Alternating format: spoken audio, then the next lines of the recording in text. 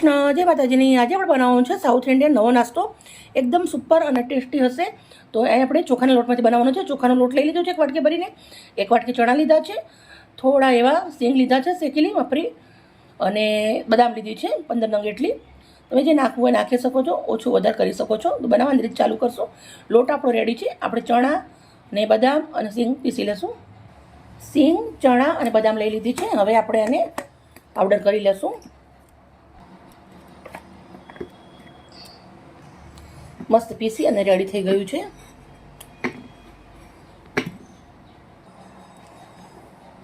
એકદમ બારીક લોટ બનાવી દેવાનો.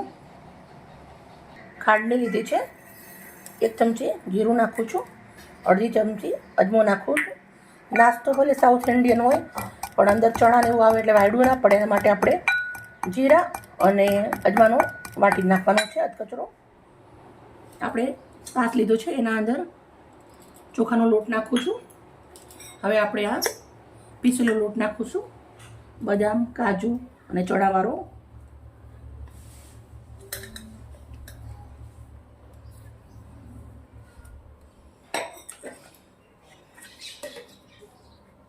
મીઠું અડધી ચમચી, અમચૂર પાવડર અડધી ચમચી, 1 ચમચી તલ, અજમો અને જીરું વાટેલું.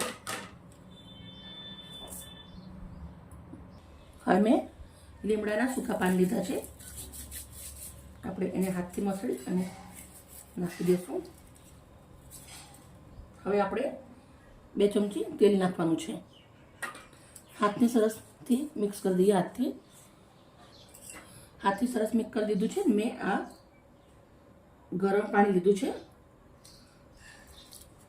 ગરમ પાણીથી મસ્ત મજાનું એક લોટ બાંધી અને રેડી કરી દેવાનું છે. થોડું નોસીતું ગરમ પાણી હોય એવું લેવાનું. થોડું પાણી લઈ અને સરસ મજાનો લોટ આપણે બાંધી અને રેડી થઈ ગયો છે.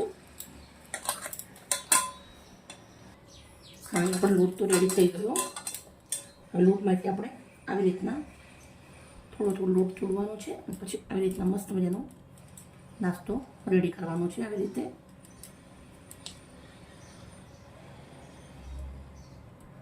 થોડું લેતો જવાનું. પછી આવી રીતે હાથથી દબાવી અને નાની ટીકી બનાવતું જવાનું. સેમ ટીકી બધી આપણે આવી રીતે જ બનાવી લેવાની છે.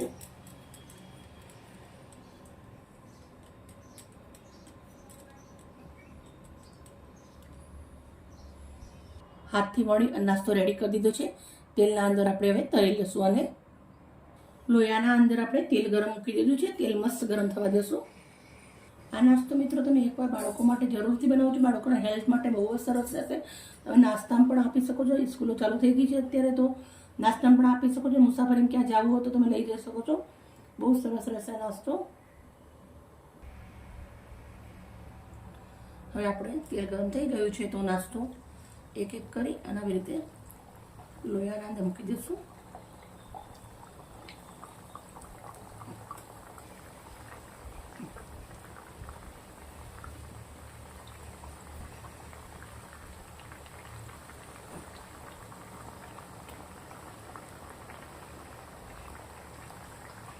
મસ્ત ક્રિસ્પી થવા દેવાનું છે નાસ્તાને.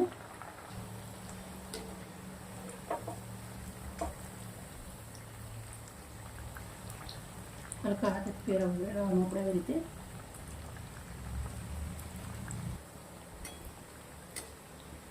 કિક કરતું જવાનું, આવી રીતે ઉલટાવતું જવાનું. મસ્ત કલર ચેન્જ થઈ ગયો છે.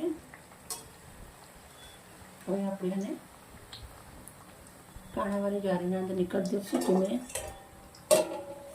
લીધો છે આવી રીતના ચારણો. એના અંદર આ નાસ્તો નીકળું છું. અંદર નીકાળી દઈશું.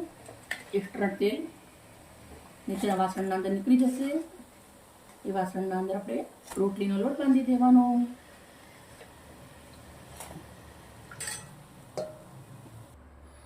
પ્લાસ્ટિકની પ્લેટ લીધી છે. પ્લેટના અંદર આપણે આ નાસ્તો લગાવી દઈશું. જેટલું દેખાય સારું છે, ખાવામાં પણ બહુ જ સરસ છે.